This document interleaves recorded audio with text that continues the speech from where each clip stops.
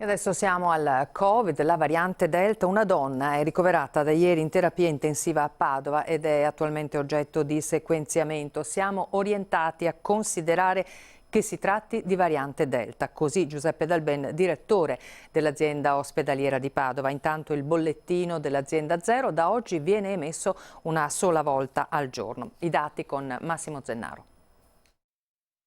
Continua la discesa dei positivi, anche oggi un centinaio in meno, sono 4.608 in totale a fronte dei 38 nuovi casi e della negativizzazione di circa 150 persone. Dati positivi quelli del bollettino della regione che da oggi viene diramato una sola volta al giorno, anche questo il segno della normalizzazione in corso. Ospedali che vanno vuotandosi, 260 persone ricoverate nei reparti Covid, meno 6 in 24 ore, 23 nelle terapie intensive, meno 2. Da segnalare però dopo alcuni giorni altri 3 decessi legati al Covid. In tutto da inizio crisi sono 11.615.